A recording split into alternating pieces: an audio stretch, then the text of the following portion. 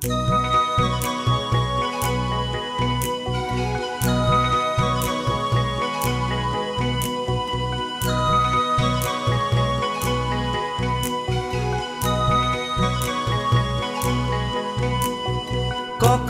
খামুচিয়া গাল গুলপীয়া তুমি কোন খৰগৰ পৰি